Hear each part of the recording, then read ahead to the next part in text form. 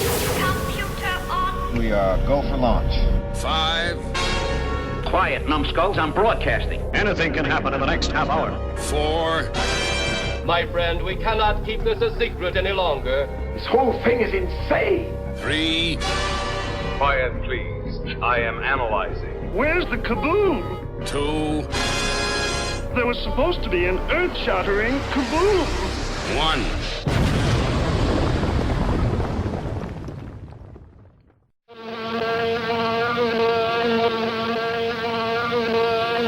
Will everyone in the theater hold on firmly to his seat, please?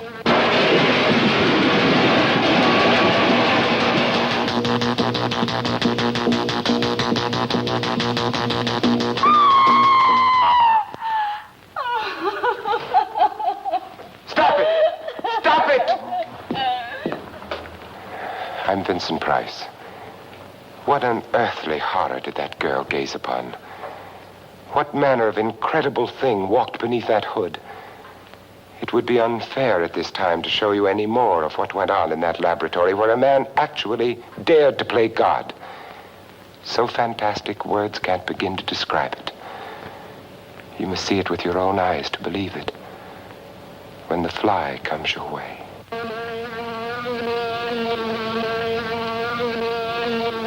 It isn't like any other fly I've ever seen. Leave it alone! No! No! Please let me look at the fly! I've killed Andre. Please help me. Call the police and... The charge can only be murder. There were no mistresses. I had no lovers. Why did you kill him? God, don't let it get out. Inspector, it's in the garden. Come quickly. As God is my witness, I saw the thing. It's unbelievable. I shall never forget that scream as long as I live. The fly's on its way. Watch out for it. It's far beyond anything your mind could ever conceive.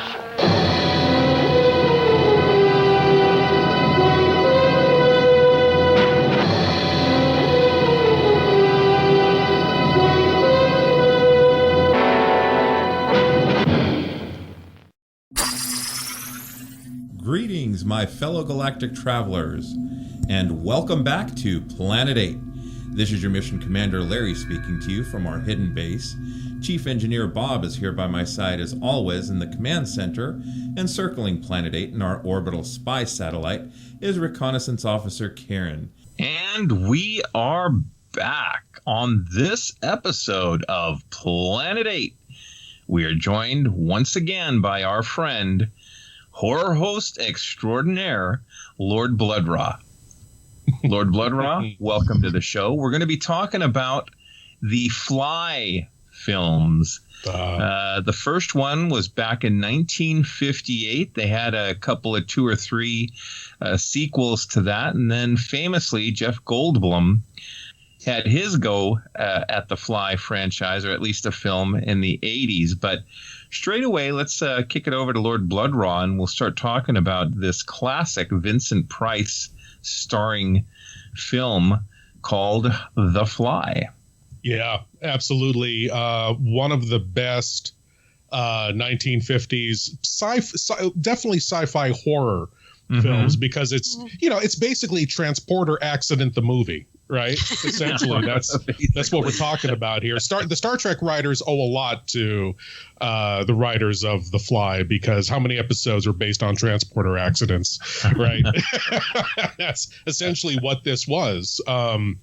Incredible film. Originally appeared as a short story in Playboy magazine, and then was optioned for the movie. And the movie is fairly, from what I understand, though I've never read the original short story, was fairly faithful to the short story with a few changes. George Langland was a writer. The only thing, George Langland. I was going to read it and I slacked, but the only thing I heard that's different from the original story and the movie is later in the story, he goes through the transporter again with the fly. He actually finds the fly, and he's able to go through and try to mix, but they end up getting mixed up with the cat that's still floating out there in the ether somewhere. Jeez. And so he comes out as sort of a human cat fly or something. But I'll definitely have to read it. I mean, that's kind of what I heard, but. Yeah. No, I read that too, and that's strange because they do the bit in the 58 movie where he runs the cat through and it just disappears, and then he hears this meowing coming from the ether. Right. Which is cat's somewhere out there. But they never return to it. Yeah, oh yeah, definitely. But they never return to it. Yeah. They never go back to it. And when I was reading that about the short story, I was like, oh, that probably would have been more disturbing, or way more disturbing to audiences than. And another change, by the way, in the short story, from what I understand, is, I mean, spoiler alert, I guess. Yeah, spoilers. Is that his wife commits suicide?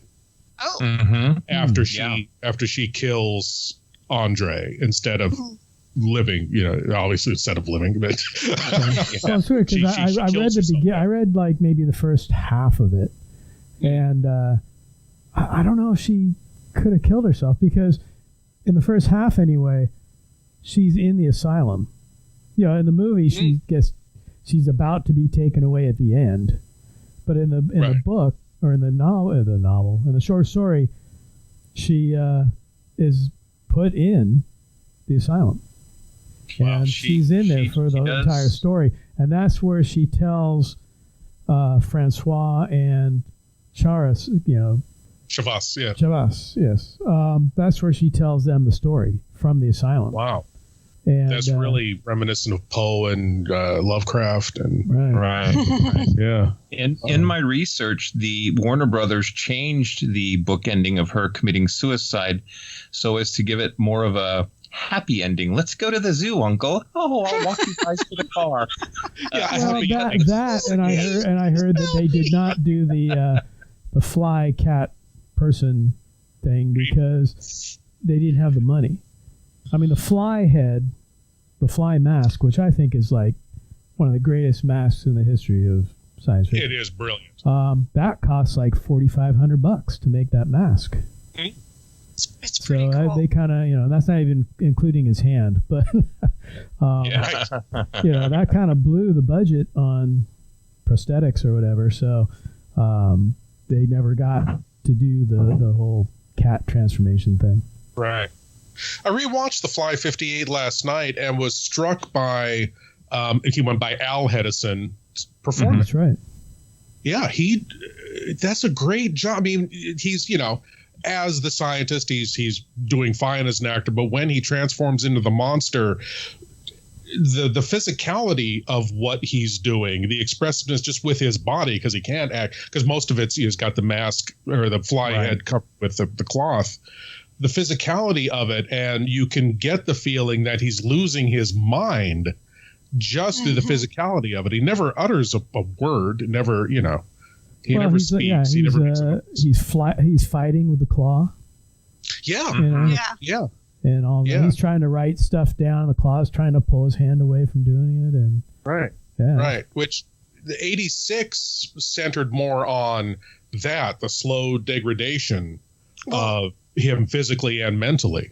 Yeah, it's interesting to compare the two, right? So you've got a 30-year difference, and you go from what they knew at the time of science, and then we've got genetics, right? So the transformation in the 50s was whole parts. So you had a whole fly head, you had a whole fly hand, whereas and it's a quite stark and sudden transformation. Whereas although, as you say, his mental degradation was slowly happening.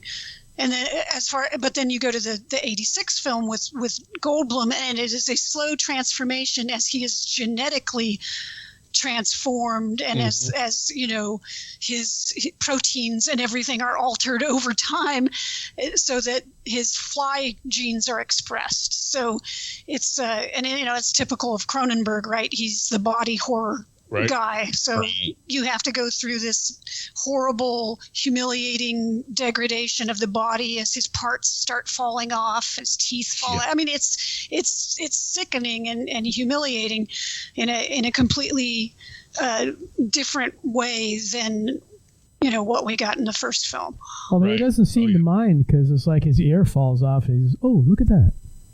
Right. It was more well, he's losing his mind. Yeah. Yeah, His whole medicine he's got his cabinet is full of the whole parts. collection in the cabinet. And Yeah, the Brundle Museum of Natural History. You know, I was reading up on the first film and I found it interesting. Michael Rennie was offered the role of the scientist. Interesting. That makes sense. It would have been a little bit of a different film, I think, at that point. Really would have. Michael Rennie would have been older than Al Hedison at that time, right? Wouldn't he have been? Yeah, I would think so. Yeah, so the physicality of the role might have been a bit of a challenge for Michael Rennie. I don't know. Yeah. I don't know. It would have been definitely a more staid kind of performance, I would think. I don't know. Interesting.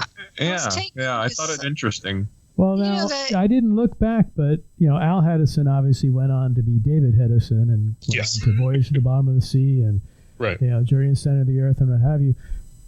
Did he have any films before The Fly? That's a good question. Or was this like one of his first movies?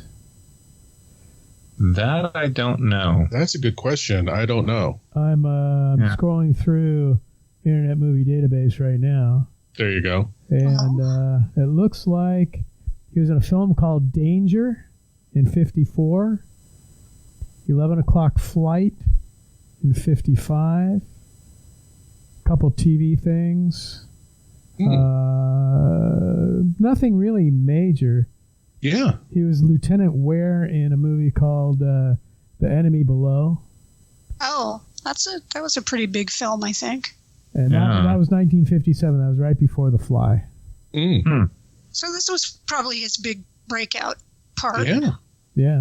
I actually met him at a WonderCon, and he was like really nice, really great guy. We talked for a while, and there was a book out that I'll cover in the censor sweep, but he signed the book for me.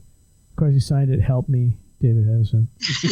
But no, he was really cool. Unfortunately, he passed away like shortly after that. I believe so. Yeah. That was rough. Another fun fact in my reading, because I couldn't figure out why all the French names. The original story was in French, and it took place in France. Right. And so what they did in the film is they just moved it to Canada. Yeah. Well, they went to Montreal or whatever. I love when, like Jean-Luc Picard famously has a British accent. When you have all these French people speaking in like English. I really was taken with the look of the film. It's all bright colors, very vibrant. And like the laboratory, you have this bright blue and green neon. And then when he fires up the teleportation cabinets, there's like a blue and pink glow effect that happens. And it's really quite loud. I was sitting at watching this with Ensign Campbell on the couch. He when that loud crackle happened, he jumped. We both kind of jumped. Those lab scenes are really effective. Yeah, the movie was like in Technicolor. It was like beautiful color. Right. Yeah. Which is weird because the two sequels were in black and white. Right, and Vincent Price said that was absolutely ridiculous to make Return of the Fly in black and white when the first one was in such beautiful color. Well, I mean, it's such a contrast because you go from color to black and white, and you go from such a really beautiful mask to the big bobblehead they had in Return of the Fly. Not only a bobblehead, but he comes out like almost like a full 1 or 2 feet taller. Well, he's got the big bobblehead, he's got the hand, and then it's also 1 foot. That's right. Yeah. So I just felt they needed to add an extra limb for them. And when it comes to making a sequel to The Fly, it's his son. He goes through the same thing. What are the odds? What are the odds? That another fly is going to get into another chamber with the kid, and that's going to happen. Yeah, but the fly didn't accidentally get in there. Didn't his other lab partner put it in there with him? That's right. There was a whole played by David Frankham, who I've interviewed. Great. He had a fear of flies. That's right. And so when the guy who's trying to steal his experiment basically throws him in the chamber, he catches a fly and throws it in there, but just because he was afraid of flies. And then when he went through, then he became. See now, we've got the Brundle fly in '86. This is the Bobble fly in Return of the Fly. There you go. There you go. But I thought it was very interesting, though, that in Curse of the Fly there is no fly. That's right. It's just the curse of the fly that's hanging over everything, and it's more like it's more like a cops and robbers, type of film.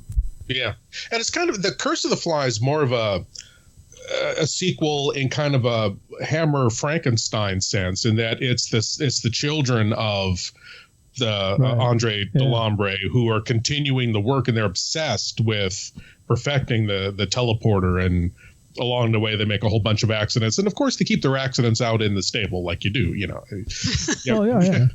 have a bunch of genetic experiments and they go wrong, you put them in your stable. Okay.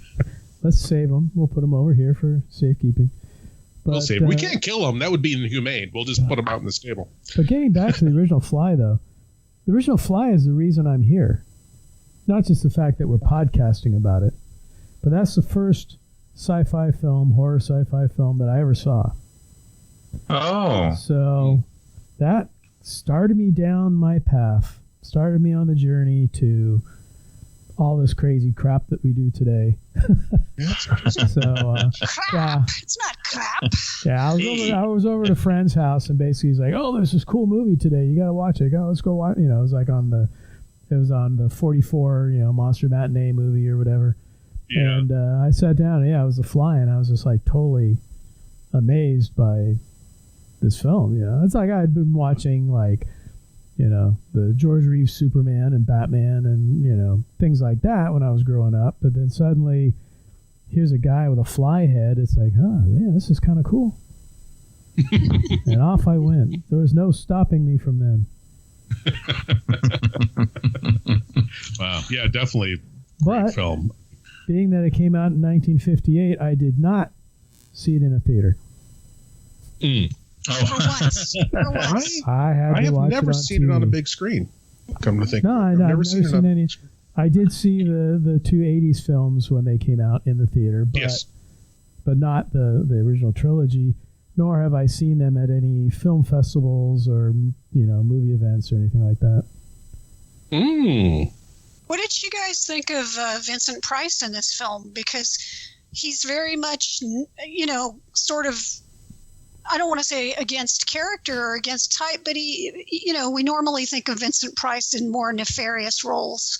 And here he's very sympathetic. He's very concerned for his sister-in-law. Right. Mm-hmm. Well, it's a more tragic role than he usually plays. Right. Mm-hmm. And I thought he came across very well. I mean, you don't normally get to see him do a part like this. Although I know before a lot of the horror roles, he actually was doing more dramatic work. But, we normally think of him as, Dr. Phibes and oh yeah, well this is things, but I really enjoyed. I was just gonna say I enjoyed seeing him do this. Right. So 58. This was before the bulk of his horror films, right? Essentially. Well, yeah, before, because it was all the Poe films were in the 60s. Right. Yeah. He had done Last Man on Earth.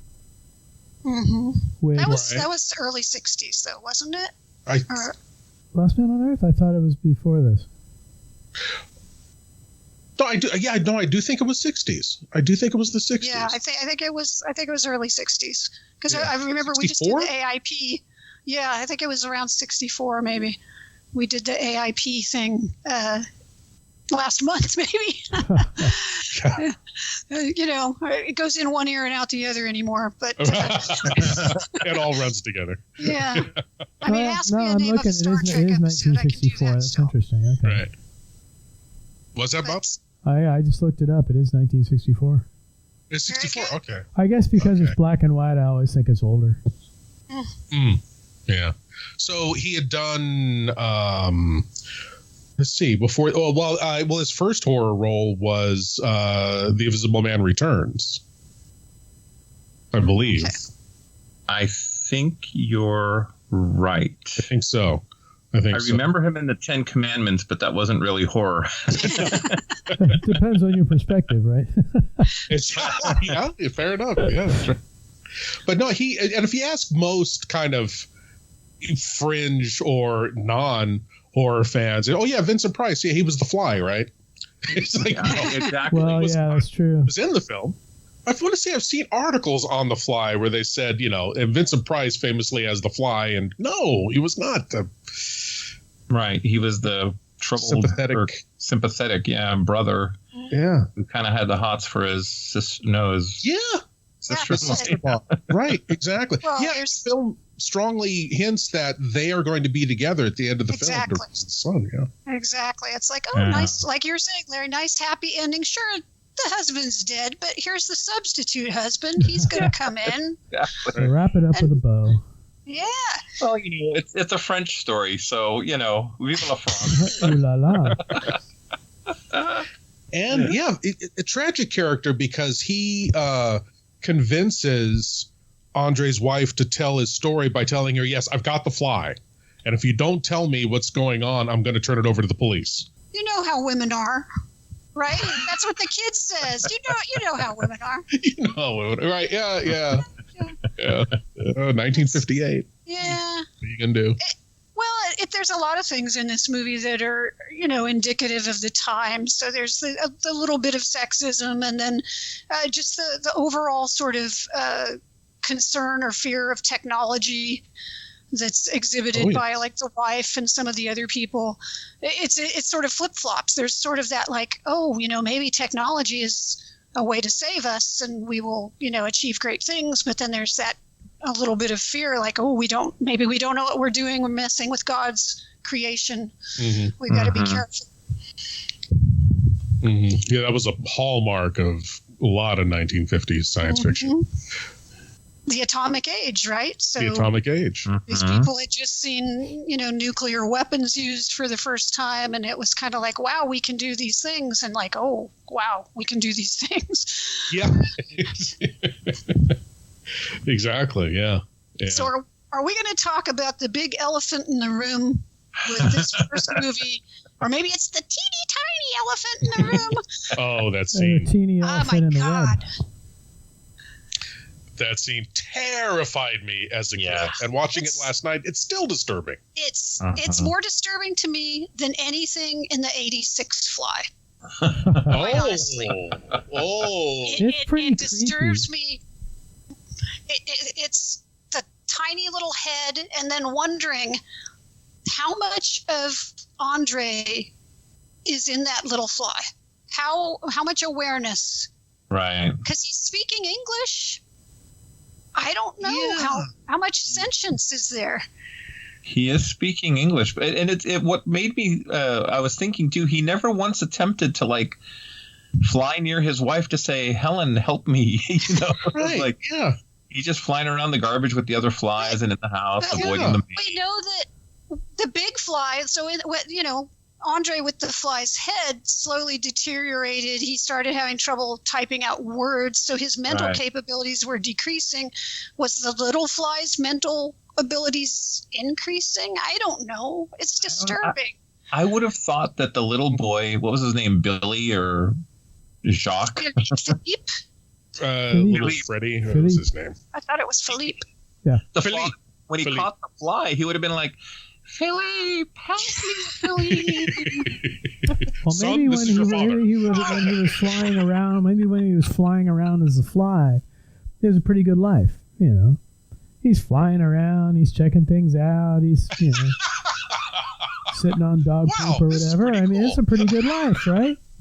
But now suddenly he's caught in a web. It's like, get me out of here. I associate flies with dog poop for some reason. I don't know. For good reason, I would say. Yeah, if you're a fly, one without the other. If you're a fly and you find a big pile of dog poop, you've hit the jackpot. So, you're in seventh heaven. I mean, to each their own. Maybe it was a good life, and then suddenly he's caught in the web, and here comes this big spider, and then it's like, oh, help me, get me out of here. Yeah. He knew what was happening is what I took. Oh, yeah, he definitely knew. Oh, whatever. Maybe it was a shot of adrenaline or something, and he Yeah. And then you put yourself in his place with this big spider coming at you, and you're caught in a web. You can't go anywhere. It's like, this is going to bite my head off here in a minute. Yeah.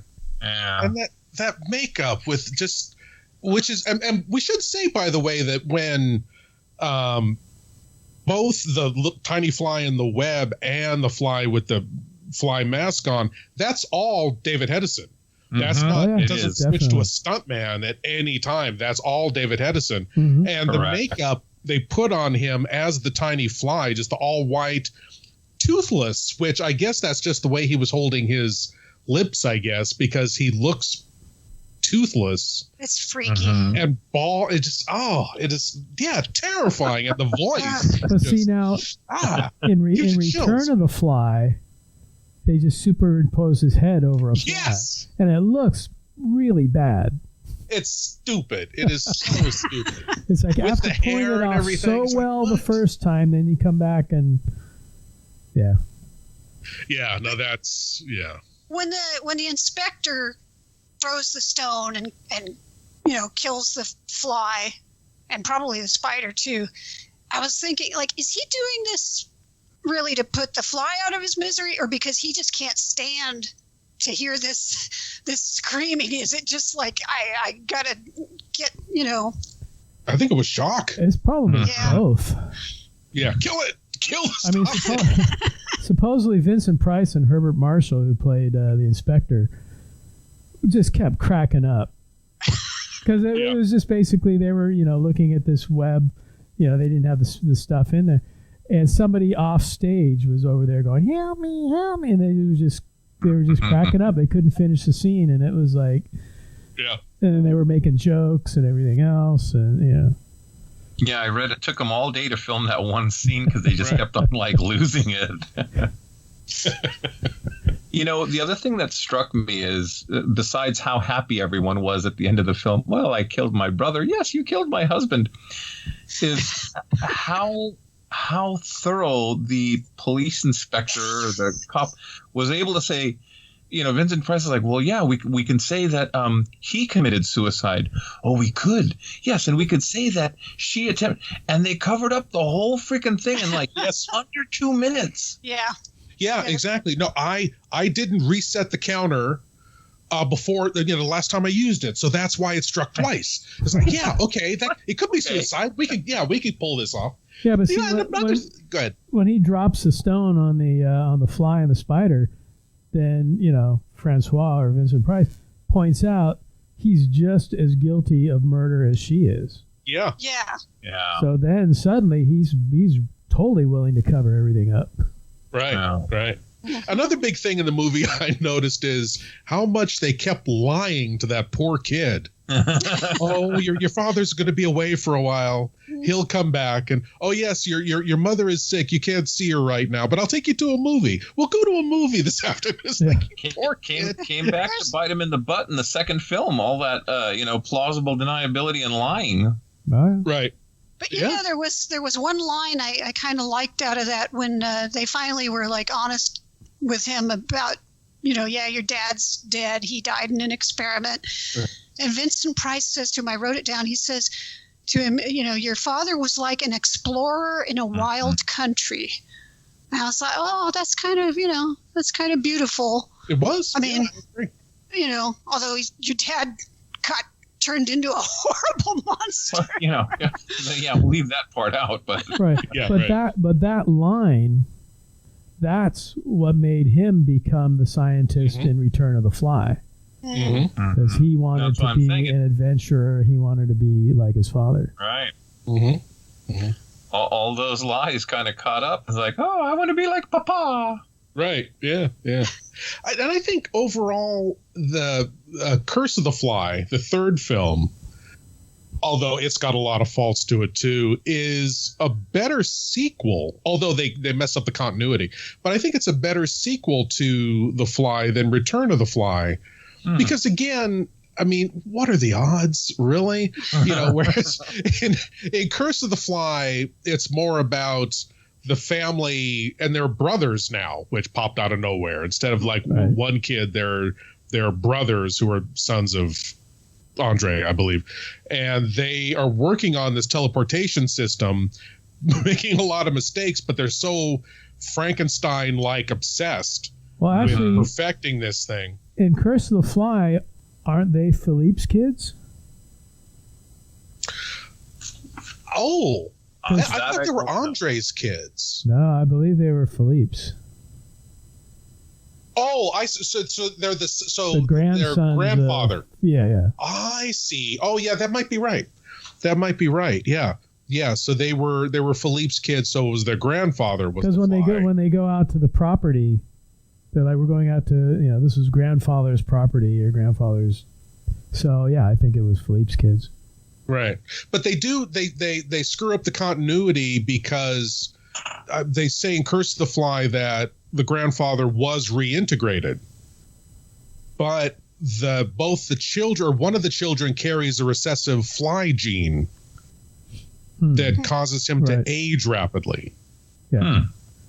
Yeah. So it's overall, as far just looking at it from a pure film perspective, I mean, Return of the Fly is fun and it's a fun monster film, but it doesn't have that extra kind of intelligence, I think, that the first Fly film did. The interesting thing of the first three movies is the Fly is just straight out sci-fi horror contained within the lab. Yes. Return of the Fly is almost like a monster on the loose. Right. Because as soon as he comes out with a fly head, he's off. Right. He's roaming the countryside, killing people and things. And then Curse of the Fly, again, is like a cops and robbers type story with the fact that they can transport between Montreal and the UK to get away or to get back, whatever. And so, yeah, I mean, they're three almost totally different genres within the three movies. Yeah, absolutely. And then the 86 film, you get the intense body horror that in a lot of ways is kind of faithful to the original, to at least the sense of the original story, because it is all about the degradation that he goes through slowly throughout the thing. And I got to tell you, I think Jeff Goldblum was robbed of at least an Oscar nomination for that film. I thought he did an incredible acting job. Oh, he was great. I agree. Absolutely amazing. I mean, it was when he's under the full to act through that much makeup and elicit that kind of sympathy. I mean, that's Lon Chaney level stuff right there. Even before he gets in the makeup, though, he's got these little mannerisms and these little ways that kind of gives off the impression that something's wrong, something's going on. That the fly is starting to kind of creep in there, even though he hasn't had any physical manifestations yet. Yeah, he's a quirky, strange guy.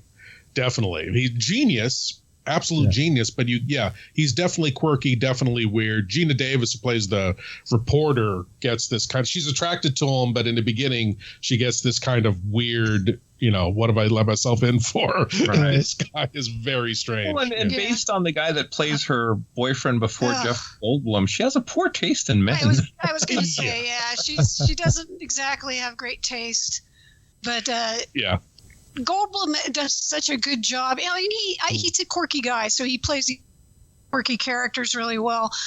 But to be able to kind of balance both being sympathetic and yet scary at the same time. There are times where you feel so badly for him, but you wouldn't want to be in the same room with him. Right. You can't trust him. You can't trust Brundlefly as he's changing, but he's still able to elicit sympathy from you as he's losing his mind, Right. And at its base, this one, or the 86 Fly, is a love story. Yeah. Because that scene where he's sitting there and he kind of like brushes by his face and his ear comes off in his hand, and he looks up at Gina Davis and says, "Help me, please help me," and she hugs him. Oh. It's like, man, if you can hug that when his ear just came off, man, that's love. And not just his ear, but he had all that like spit and I was going to say he had just regurgitated and the ghoul coming off the side of his head. Yes, that's love. Or some kind of fetish, one of the two. Well,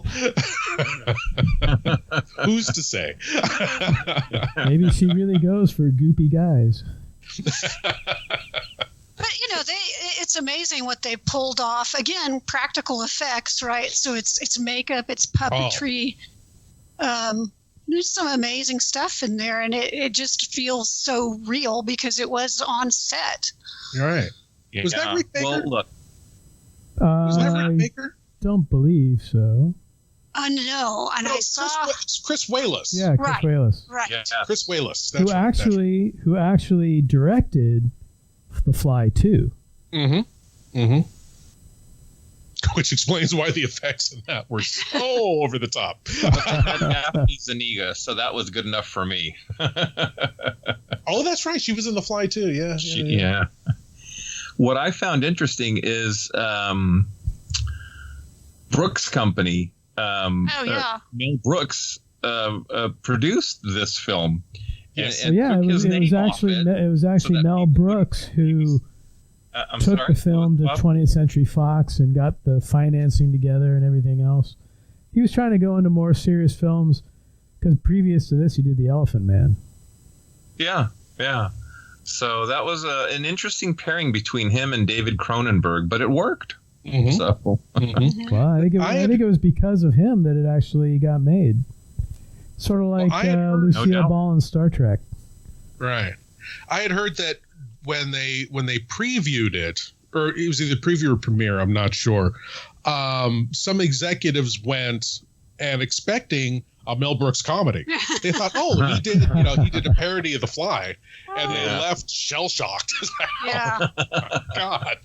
Well, what's interesting is that there were famously some material that was removed from the film. So it's similar to like the sequence you guys were talking about in the books with the story with the cat fusing with the fly man. There was a sequence that they filmed for the 86 Fly where Brundlefly in his mad experimentation throws a baboon and a cat in the teleporters and creates a baboon cat creature. Oh, that would have been cool. Which is just non-function. It's scrambling around making noise, and so then it pisses him off, and he grabs a pipe and he beats it to death, and then he climbs up on the roof after that, and enraged, and starts screaming and slides down the building, and then a little insect arm pops out of his side, and he chews it off. Anyway, apparently in one of the screenings they did for it, a woman in the audience threw up. and I don't think they said, well, it wasn't because of the audience reaction to this sequence, that it was because of pacing that they took, that whole, and partially because of some filming issues that they removed it from the movie. But I think that would have been just way, way over the top. I thought you were going to say she threw up because of the pacing. It was a strange reaction. This movie's too slow for me. If you go on YouTube, you can see the raw footage on YouTube, and it is pretty. If you think The Fly is already pretty gross, that sequence is pretty. It's a deleted scene on the DVD release. Okay, it's pretty rough. I'll tell you, John Carpenter's The Thing is probably one of the most grotesque films. Well, other than some of the stuff that Will used to show at Thrillville, there were some like Amazon like Extreme Elvis, out of Bloody Apes and that kind of thing. Yeah, Bloody Apes. But I don't know. It may have worked. I mean, the thing I think about The Thing, John Carpenter's The Thing, is the doctor's hands getting torn off by that maw out of the torso, and then the head dropping off, growing legs, and it looks like a crab kind of walking around. I don't like gore or slasher films, but The Thing never bothered me because I think it was so abstract to me, so out there, that it just never really struck me as being really realistic. So it just never bothered me. Well, if you think about the 80s, I mean, that was like the highlight of practical effects. True. Mm-hmm. I mean, look at like Invasion of the Body Snatchers. Mm-hmm. You got the guy's head on the dog. Oh. Yes. Things like that. I mean, yeah, that's not, they can't just CG a head onto a dog. They had to actually make a practical effect to do that. So, well, the 80s was kind of a golden age of great remakes. The Fly, The Thing, Invasion of the Body Snatchers, all American Werewolf in London. I mean, that was the tale of, you know, the Wolfman. Yeah, kind of. I wouldn't call that a remake. No, because it's not. It's a werewolf movie, but not really. Although I do love the Benicio del Toro Wolfman. That movie gets a lot of hassle. I found another really good remake though in the 80s was The Blob. That was good. It's overlooked. Yeah, it is. So, yeah. I love when the Blob slapped those people and just kind of disintegrated them like instantly. But it was a good, like bringing it into what was then modern times type of thing. Yeah. So exactly. I'll tell you guys, there is, I think it's on Amazon, not Shudder. In Search of Darkness is this like 4-hour documentary of 80s horror. Ooh. And they get into remakes. They get into the slasher films. You know, the 80s just had everything. I love the 80s music-wise and film-wise. If you guys get a chance to check it out, it's out there and it's great. On so you Amazon, I want to say. Amazon? Yeah. That sounds great. And what was the name again? In Search of Darkness? In Search of Darkness. Lieutenant Jasmine had gotten the Part 2 Blu-ray for me, I think for Christmas or our anniversary. And she did it was a GoFundMe or Indiegogo, and my name is in the credits on the second Blu-ray. Cool. Which was cool. I've heard about that. Actually, the guy who made it is on Twitter. I see him frequently. I can't remember his name now, but it looks fantastic. So I've been meaning to see that. They do a great job. The second 4-hour documentary, In Search of Darkness 2, I don't think is streaming yet, but they have like Robert Englund talking about his stint as Freddy. We're going way off. Way off topic here, but if you guys get a chance, they're working on a science fiction one, and there's a GoFundMe for that. Highly recommend you guys Google it, check it out. I just looked it up, and Search of Darkness is on Shudder. Shudder, okay. Okay. You know, the Fly was, I believe, a pretty successful film. Probably Cronenberg. I wonder if it might have been his most financially successful film. And I wonder if it's because, I mean, there are a lot of themes in here that I think might resonate with people. I mean, certainly in the 80s, people have made the connection between this film and, what was going on with AIDS at the time. A lot of people talk about it as being a parable like for adolescents. The transformations people go through with adolescence. There's still a lot of thoughts about like being able to control your own body, and not only with like Brundlefly, but then there's the dream sequence where Gina Davis's character, she's pregnant, and then she has that whole dream sequence where she delivers the larva. So there's a lot of themes in here that I think are resonant, today, not just for that time period, but I think continue to be resonant. And maybe that's just a common theme with body horror in general, because, hey, whether it's 100 years ago or today, we all have the same type of physical body. We go through the same process of aging and degradation and so forth. Well, yeah, I mean, I'm sure a lot of people can take it to heart. Yeah. But body transformation is a really rich vein of horror that so many movies and so many stories have touched on. Yeah, because it is that we go through a version of quote-unquote body horror as we age. You can say yourself. Puberty itself has an element of body horror to it, right? True.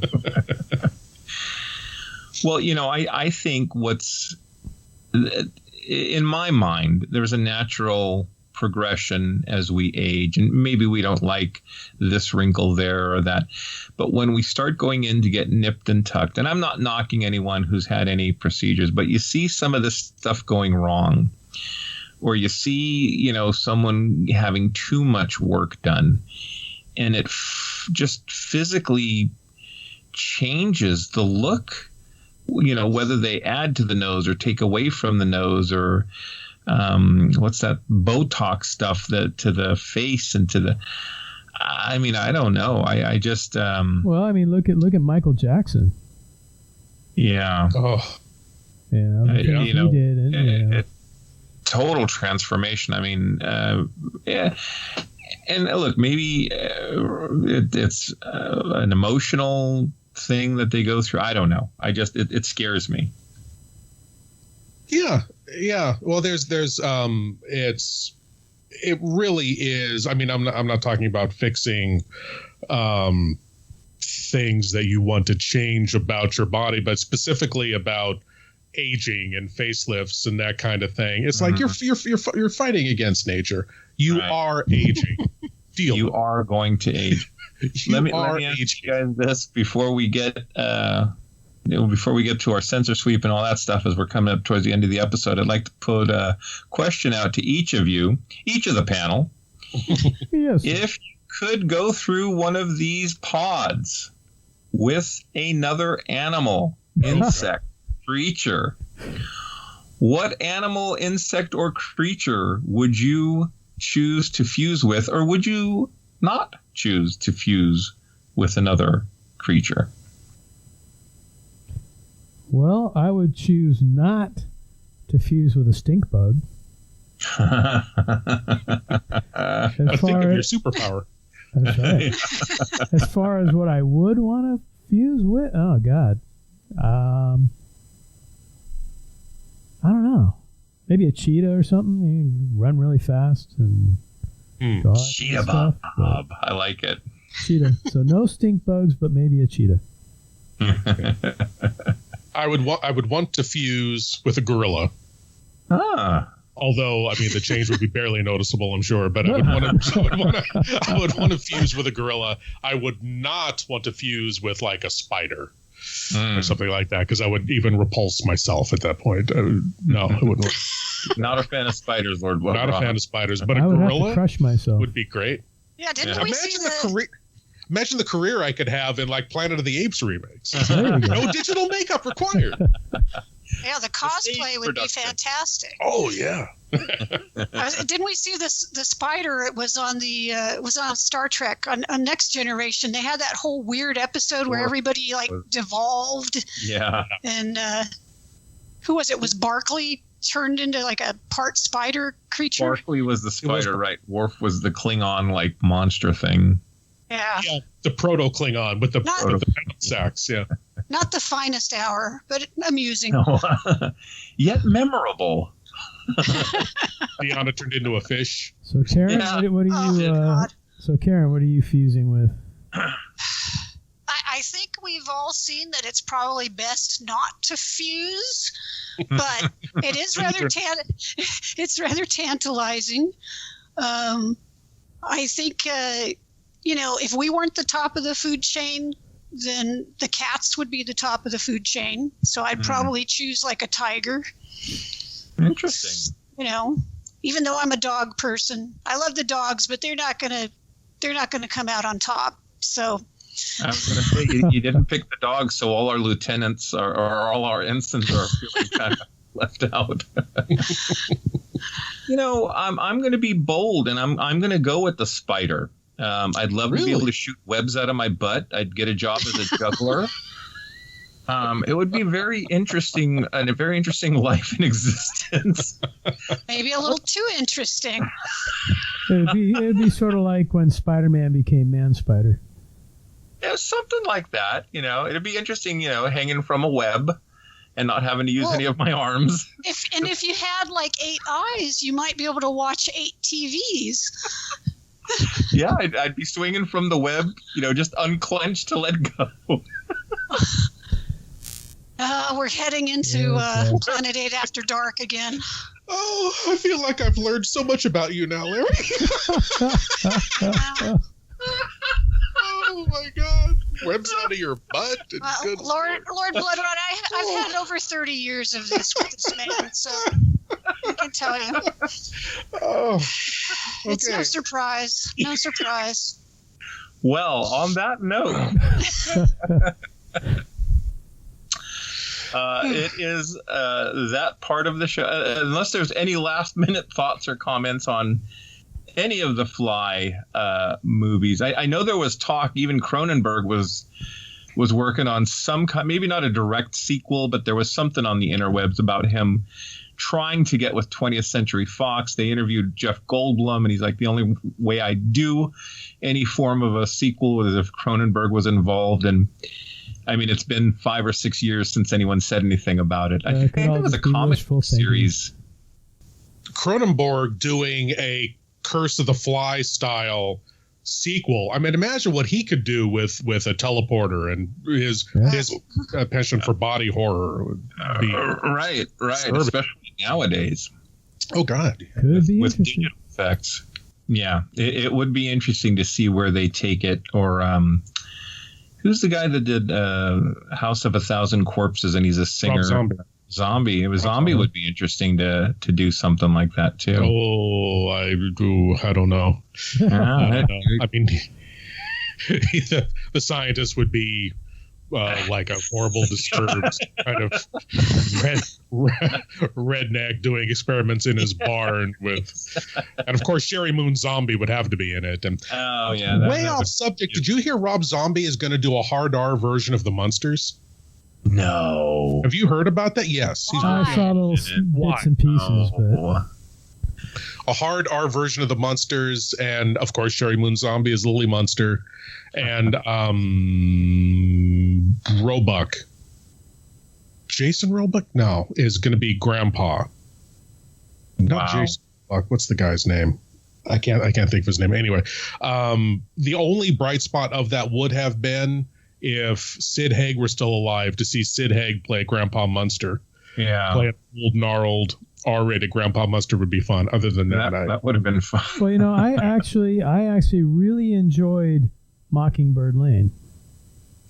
I thought that was pretty good too. That was like a modern interpretation of the Munsters. Jason Bateman, was he in it? I don't know, but it was a good adaptation, I thought. Eddie Izzard's Grandpa. Unfortunately, it never went past Grandpa. It never went past the pilot, but I think the pilot's on YouTube if anyone wants to look at it. I think so, yeah.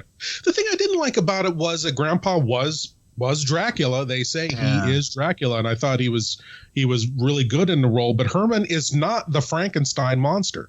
No, he's just something.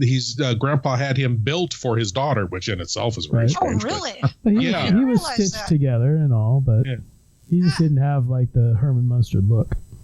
Right. Very bizarre. But I thought it worked in what it was. It was good. It was fun. It was fun. Eddie Izzard definitely steals the show. He was great in that, I thought. Yeah, he did do a good job. Mm-hmm.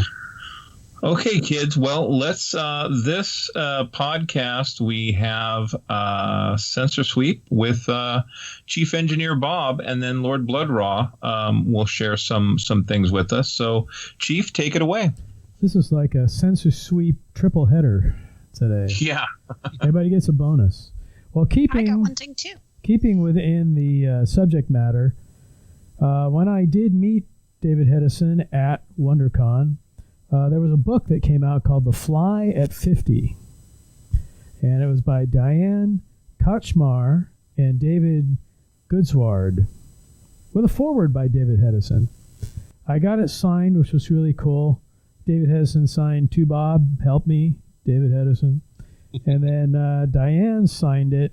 I never did find the damn cat. So, but this book basically it has a very detailed telling of how the original film came together, how the cast came together, how the film did, the crew, and then they go into the sequels and the remakes, the fly in popular culture. And then they also have the original short story at the end of the book. So if you ever want to read that short story that was in Playboy, you don't have to buy Playboy and pretend you're not looking at pictures. You can actually buy this book and read it from there. So this was actually from, it was Bear Manor Media was the company that put this out.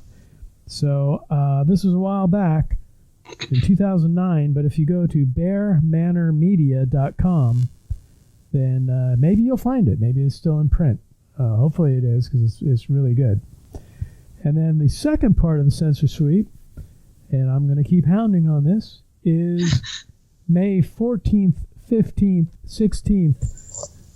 We are reopening the Balboa Theater with Godzilla's Monster Bash. And if you go to bayareafilmevents.com/GodzillaFest, all the information is there. There's going to be 10 classic Godzilla films, actually 9 classic Godzilla films from the Showa era, and also the X from Outer Space. We found a print of that, so you get to see Lala on the big screen. But that will be Friday, Saturday, Sunday, May 14th, 15th, 16th at the Balboa Theater. It is going to be about 60% capacity, and we'll do social distancing, and everyone will have masks. So tickets are going to go fast. So definitely jump on it. BayAreaFilmEvents.com/GodzillaFest, and there is a link to get your tickets. We can't have weekend passes or day passes because we have to assign seats and social distance everyone. So you have to actually buy individual movie tickets. But we'll have vendors and prizes and everything will be there. And this will be a precursor to our normal Godzilla Fest, which will be in August, when hopefully we can open the theater completely and we'll have guests and everything else. So just one quick hint on that. It's going to be 2 weekends in August. First weekend is going to be King Kong Crashes Godzilla Fest. And our guest will be Linda Miller, who starred in King Kong Escapes. So, and she's also in the Green Slime. So you can come out and join us for that. The second one is still under wraps, and I'm talking to guests now. So hopefully I'll have an announcement soon. So that's my double-header Censor Suite. Very cool. Nice. All right. Lord Blood-Rah. Yeah, season 11. Wow. Blood-Rah's Nerve-Wracking Theater premieres May 7th. You can find it. The best thing to do is go to lordbloodrah.com to find out where you can watch it, stream it, watch it on regular TV, catch it on Roku, or stream it, and that kind of thing. Kicking off with the seldom seen Boris Karloff film, The Ghoul. Oh, nice. Cool. Which was, it's a very good film. Boris Karloff and Ernest Thesiger star, and it's a very fun British production. It's a very good film. And let's see, my Patreon is still going strong, patreon.com/LordBloodrah. There are 2 different levels. At the $10 level, you get access to Lord Bloodrah's Cathode Zone, which is a new weekly series that I'm doing, which features episodes of classic horror, sci-fi, and suspense TV series. Each one runs about a half hour, and if you join the Patreon at the $10 level, you get a weekly episode plus access to all the past episodes, a signed photo, an official geek certificate, that kind of thing. Nice. Monthly newsletter, and coming up, keep watching Facebook and the website, because I've got a special giveaway for Patreon members that I'm going to be announcing around May 1st. and something that if you've been watching the show at all, that you're going to want to get into. So check out patreon.com/Lord Blood-Rah, and you can check out the series there if you join at the $10 level. And other than that, the series is coming up. No live shows yet. Coming up. Hopefully by the end of the year, a few things will be popping up. But that's what's happening. However, if you'd like to introduce a Godzilla movie or two, you're entirely welcome. Oh, well, thank you for the invitation. If people want to see Lord Blood-Rah live, maybe we can get him out there for Godzilla's Monster Bash. Well, we have a bonus segment here. Karen, our resident spy up in the spy satellite, our reconnaissance officer, I should say. It's not spying. I'm just, checking things out. Yeah. Of course. Karen, take it away. I just want to do a shout out here for my friend Billy Dunleavy's podcast, Magazines and Monsters. Billy covers comics and sci-fi films from the 70s. And he had me come on his show the other day. We talked about a very obscure British sci-fi film from the 60s called The Unearthly Stranger. And this is a film I had never seen before. Very obscure. It had John Neville, who appeared in Baron Munchausen. Anyway, very quirky film that was, I haven't seen a lot of British sci-fi, especially from that period, so it was a lot of fun to watch it and talk to him. Anyway, just wanted to tell our listeners that if they like our show, they probably will like his show too.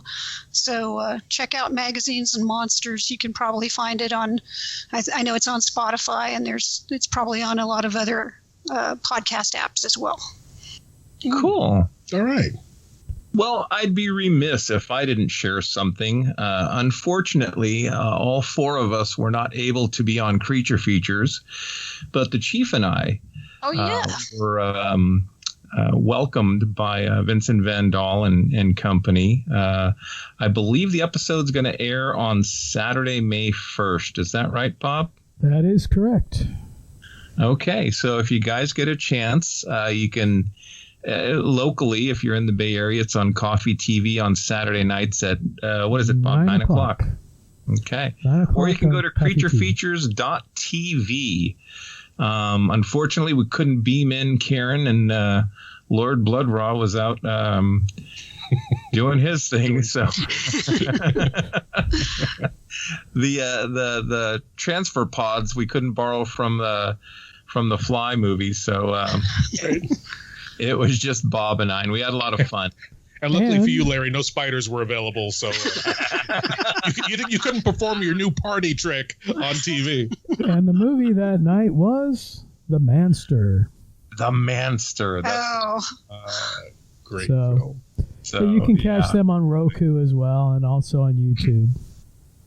So. Yeah, they were saying if you get a chance to go on, they're all over Vimeo Vimeo. Vimeo. I'll see what links I can put into our site posting. Okay. All right. That sounds great. Well, look, you guys, this was a lot of fun. We'll have to do it again, let's say in 2 weeks. Lord Blood-Rah will have to find a fun project to bring you back to the show. Always happy to be on. Thank you, guys. Really appreciate it. Always happy to have you. Stay safe, guys. On that note, this will conclude this transmission from Planet 8. We would like to thank all of our intergalactic audience for listening. Be sure to head on over to our website at www.planet8podcast.blogspot.com, where you can get more information on this episode's topic. For more conversation, find us on Twitter at Planet8Cast. Or on Facebook at facebook.com/Planet8Podcast. We want to thank you guys for tuning in each and every episode. We look forward to your input and opinions. Until next time, this is Planet 8 signing off. End transmission. By George, he's got it. It is the end. I think you're making a mistake. I think you really want to talk to me. Sorry, I have 3 other interviews to do before this party's over. Yeah, but they're not working on something that'll change the world as we know it. They say they are. Yeah, but they're lying. There is a limit, even to the imagination. Human teleportation, molecular decimation, breakdown, and reformation is inherently purging. Where our greatest creations meet our deepest fears. Something went wrong, Seth. When you went through, something went wrong. You are about to go beyond that limit.